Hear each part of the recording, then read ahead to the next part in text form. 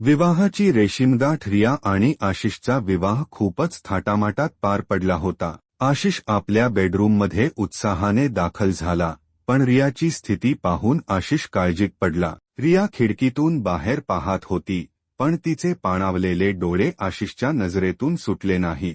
आशिषने विचारले, तू या लग्नामुळे खुश नाहीस का?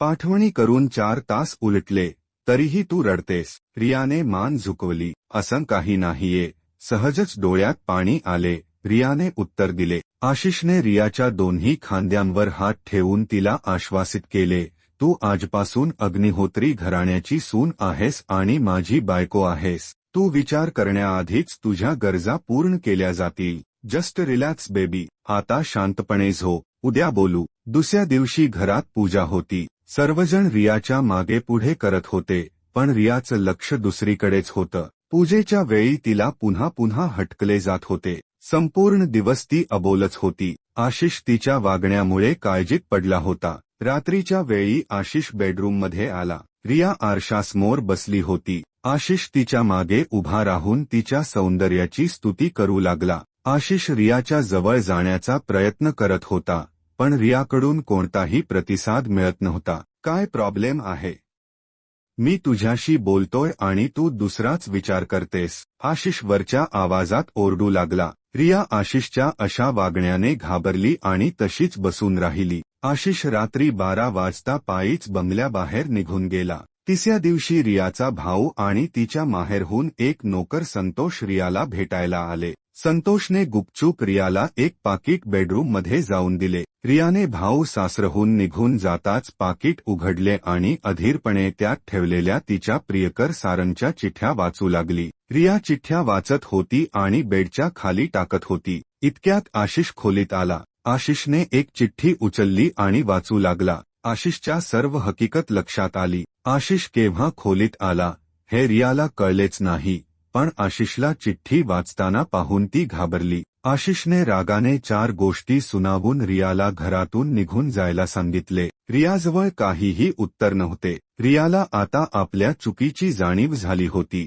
आशिषच्या भावनांशी खेळण्याचा तिला काहीही अधिकार नव्हता। रियाने स्वतःला खोलीत कोंडून घेतले। आता पुढे काय होणार या विचाराने ती घाबरली आणि रडू लागली। आता माहेरीही तिला कोणीही स्वीकारणार नाही ही गोष्ट रियाला माहीत होती। रात्रीचे 9 वाजले होते। रिया आतुरतेने आशिषची वाट पाहत होती। तिला त्याची माफी मागायची इच्छा होती। खिडकीतून तिचे डोळे आशिषला शोधत होते। इतक्यात एक गाडी बंगल्यासमोर उभी राहिली। आशिषचे मित्र त्याला घरात आणत होते। आशिषच्या एका हाताला फ्रॅक्चर होते आणि तो उभाही राहू शकत नव्हता। आशिषचे मित्र त्याला बेडरूममध्ये घेऊन आले। कुटुंबातील सर्व लोक खोलीत जमा झाले। काय झालं माझ्या मुलाला?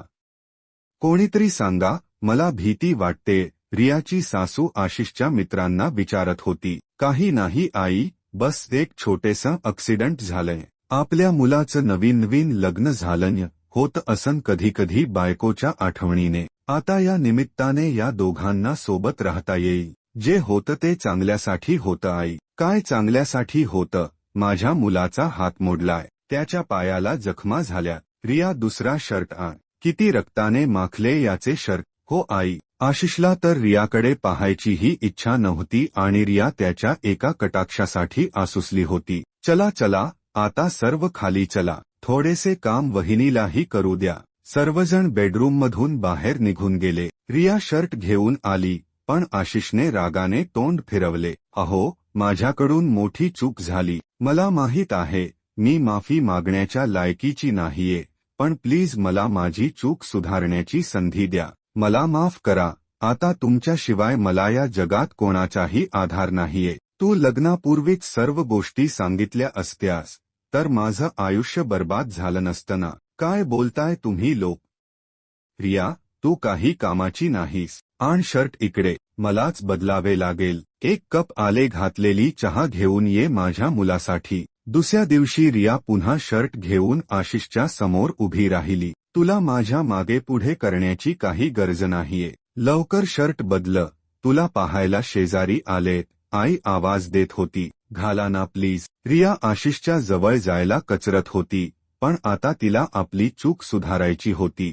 एक पत्नी आणि सुनेचे कर्तव्य तिला मनापासून निभवायचे होते. शेजारी बेडरूममध्ये भेटायला आले. रिया सर्वांसाठी नाश्ता घेऊन आली. किती सुशील सून मिळाली आहे तुम्हाला अग्निहोत्री सर. ते तर आहेच. रिया आमची सून नाही, मुलगी आहे. रिया आता सर्वांसोबत छान मिळून मिसळून राहायची. परंतु तरीही आशिष आणि तिच्यामधील दुरावा संपत नव्हता. रात्रीचे 2 वाजले होते. घरातील सर्व लोक झोपले होते. आशिषला झोप येत नव्हती. रियाही बेडवर पहुडली होती. पण तिच्या डोक्यात अनेक विचार येत होते. रिया आता आशिषचे शर्ट बदलणे, त्याला जेवण भरवणे, स्पंजने त्याला वॉश करणे ही सर्व कामे करत होती. परंतु आशिषकडून कोणतीही प्रेमाची पावती मिळत नव्हती. काही दिवसांतच आशिष बरा झाला. आशिषचा एक मित्र कोलकात्यात राहत होता. आशिषने त्याला सारंगला शोधायला सांगितले. सारंग रियाच्या समोरच्या घरात भाड्याने राहत होता.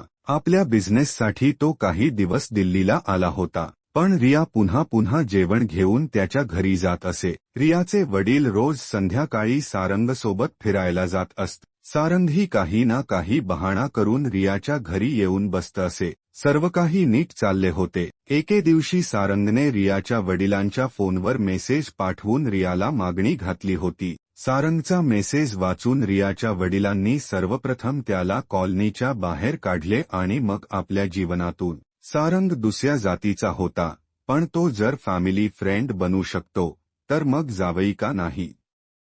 ही गोष्ट रिया आणि सारंगला शेवटपर्यंत कळली नाही. सारंग लग्नाच्या दिवसापर्यंत त्याच शहरात तिची वाट पाहत राहिला आणि शेवटी कोलकात्याला परतला. एके दिवशी आशिषने नोकर संतोषला पकडले आणि ही सर्व माहिती मिळवली. आशिषचे आईवडील काही दिवसांसाठी तीर्थयात्रेला निघून गेले. सोबत घरातील नोकरांनाही घेऊन गेले. आता रिया आणि आशिषशिवाय घरात कोणीही नव्हते. तरीही आशिषने रियावर ती बायको असल्याचा हक्क गाजवला नाही आणि नाही तिच्या जवळ जाण्याचा कधी प्रयत्न केला. आशिषला रिया आवडत होती, परंतु रियाचा आनंद सारंगमध्ये होता. तुम्ही नाश्ता करून गेलात तर बरं होईल. मी आईंसारखं काही बनवू शकत नाही, पण मी प्रयत्न केला आहे. तुम्ही मला नाराज करणार नाही अशी अपेक्षा आहे.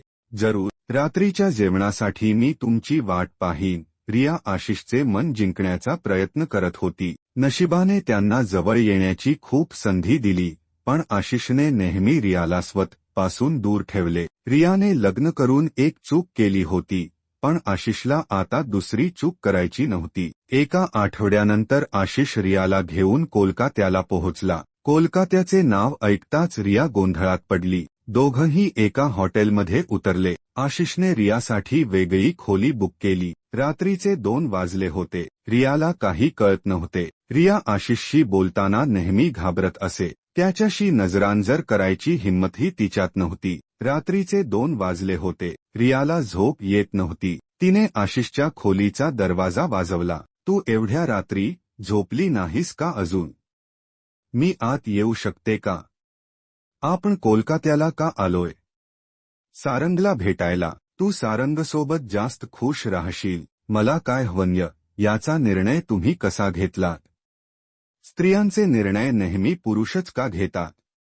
कारण स्त्री स्वतः आपल्या जीवनाचे निर्णय घेत नाही. तू सारंगसोबत पळून जायला हवं होतं किंवा लग्नानंतर त्याला पूर्णपणे विसरायला हवं होतं, पण यातील एकही निर्णय तू घेतला नाहीस. एखाद्या मुलीने घाबरत संपूर्ण आयुष्य माझ्यासोबत काढावे हे मला मान्य नाही. माहेरी तुला जायचे नाहीये, त्यामुळे मी तुला सारंगकडे पाठवत आहे. मी तुम्हाला घाबरत नाहीये. माझ्यामुळे तुम्हाला जो त्रास झाला त्यामुळे मला स्वतःची लाज वाटते. एखाद्या मुलीसाठी एखाद्या अनोळखी व्यक्तीसोबत राहणे किती कठीण असते जेव्हा त्याला ती आवडत नाही हे तुम्हाला नाही कळणार. बहुतेक तुम्हाला माझ्यासारख्या उनाड मुलीसोबत आपले आयुष्य घालवायचे नाहीये, पण मला माझ्या जीवनसाथीच्या रूपात तुम्हालाच पाहायला आवडेल. सारंगवर माझे प्रेम होते, पण तो जीवनसाथीच्या रूपात कसा वागेल मला माहीत नाही. त्याच्यासोबत माझं काय भविष्य असेल हेही मला माहीत नाही.